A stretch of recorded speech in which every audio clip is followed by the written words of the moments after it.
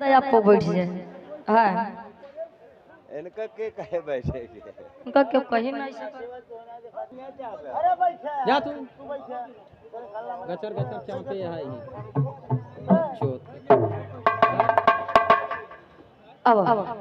स्वयं सुरक्षित ना दूसरे सुरक्षित करे चला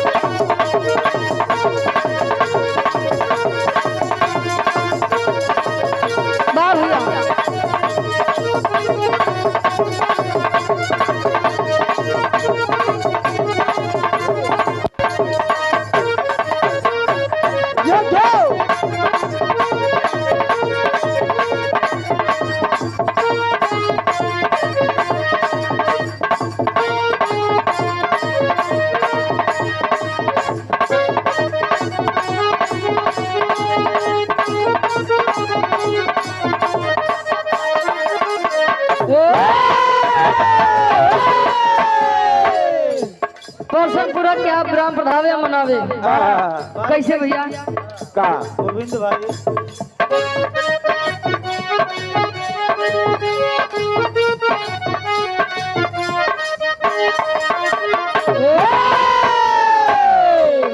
बुलाई समझावे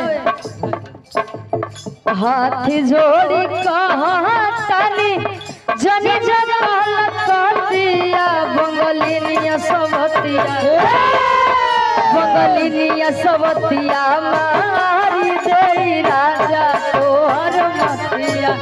बंगलिनिया सबतिया मारी दे राजा तोहर मतिया बंगलिनिया सबतिया मारी दे राजा तोहर मतिया हाथ जोड़ का बंगलिनिया सबतिया बंगलिनिया सबतिया मारी दे राजा तोहर मतिया और दास करती दुल्हिया समझावे कैसे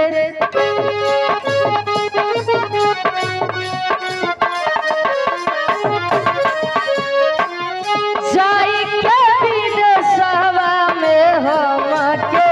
भुलाइबा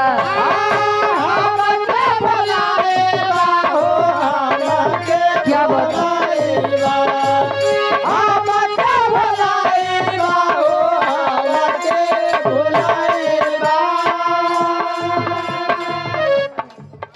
और जाई के विदेशवा में हमके भुलाइबा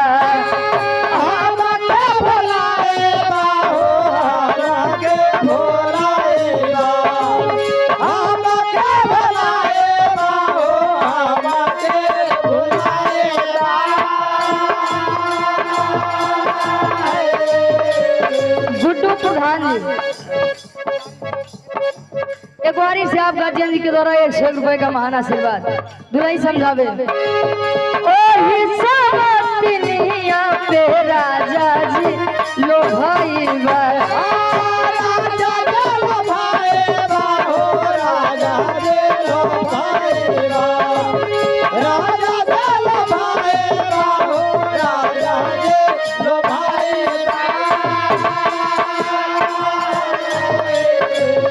जाई के विदेशवा में हमके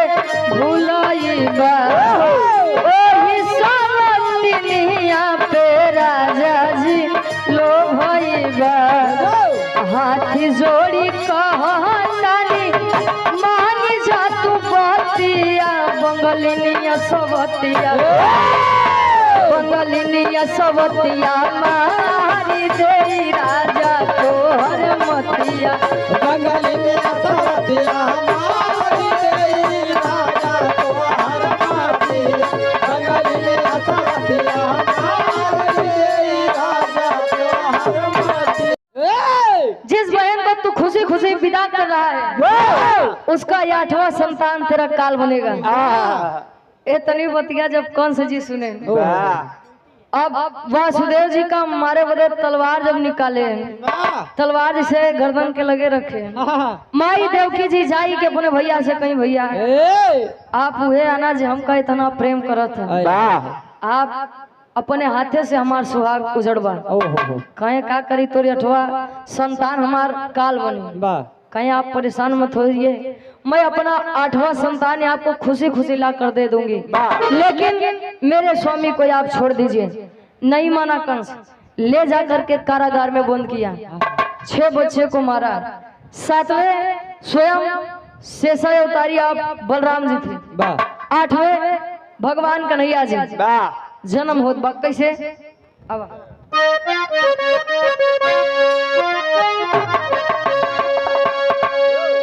कहे भादव रोहिणी नक्षत्र रतिया, शुद्ध सुल्तानपुरी लटकाया भैया, प्रतापगढ़ के बगली सुल्तानपुर, प्रतापगढ़ बगली वही सुल्तानपुर लटका। ए भैया वहाँ के गवैया गवत थे कैसे। कहे भादव रोहिणी नक्षत्र रतिया, भादव रोहिणी नक्षत्र रतिया, करहाली अष्टमी की रतिया, टूटी बेड़ी हाथ कड़िया जल में कान्हाई, टूटी बेड़ी हाथ कड़िया जल में कान्हाई, टूटी बेड़ी हाथ कड़िया जल में कान्हाई, टूटी जल में कान्हाई, हो जल में कान्हाई, हो जल में कान्हाई, टूटी बेड़ी हाथ कड़िया जल में कान्हाई, टूटी बेड़ी हाथ कड़िया जल में कान्हाई, टूटी बेड़ी हाथ कड़िया। और आप गार्जियन जी जाके मुँह आई कंसा मोर भाई, हमरे भैया के मुँह आई कंसा मोर भाई, हमरे भैया के मुँह आई कंसा मोर भाई, हमरे कंसा मोर भाई, हो कंसा मोर भाई, हो कंसा मोर भाई, हमरे भैया के मुँह आई कंसा मोर भाई, हमरे भैया के मुँह आई कंसा मोर भाई, हमरे भैया के मुँह आई। और आप श्रीकांत यादव जी 100 रुपए का महान आशीर्वाद भैया लगाए तो देता है, लेकिन जलाया जी नहीं सिया हमरे लगे आई बटे। अगर मैंने उनके चरण स्पर्श ना किए तो मेरे जीने का कोई अस्तित्व ही नहीं। अब यार यमुना जी धीरे धीरे बढ़ाते हैं, भगवान कन्हैया के पैर छुए बदे, भगवान कन्हैया सूपे से एक दाएं पैर निकालने एक बार ये अंदर कैले, यमुना जी बढ़ते हैं धीरे धीरे धीरे धीरे, जब नाकी तक पहुँचे वासुदेव जी ऊपर सिर पे बैठा होते हैं। अब विचार करते हैं कैसे एक लाइन कहना।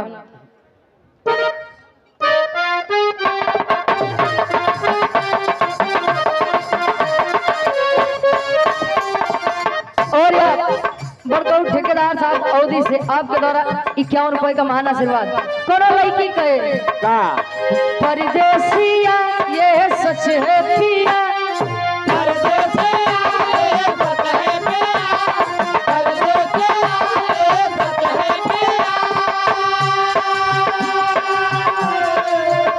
अरे परदेसिया ये सच है पिया, सब कहते हैं तूने मेरा दिल ले लिया, परदेसिया ये सच है पिया, सब कहते हैं तूने मेरा दिल ले लिया, परदेसिया ये सच है पिया, सब कहते हैं तूने मेरा दिल ले लिया। मेरा उर्फ छोटन भैया जी, आप प्रधान जी अवधि की पवनती से 51 रुपए का महान आशीर्वाद। लेकिन विचार करेंगे वासुदेव अपने बच्चे को बचाने के लिए आज सर पर रखे हैं, शुभ शहीद भगवान कन्हैया का मूड़े पे रखे हैं। शेषनाग जी आज शेषनाग जी के छत्र छाया में सोचते हैं, विचार करते हैं, बाहर हमारी किस्मत। यमुना जल बढ़ा जियरा गाढ़े पड़ा, यमुना जल बढ़ा जियरा गाढ़े पड़ा, यमुना जल बढ़ा जियरा गाढ़े पड़ा, यमुना जल बढ़ा जियरा गाढ़े पड़ा, पैदा होते जब हमरे मुड़े चढ़ा वाह भैया हमरे मुड़े चढ़ा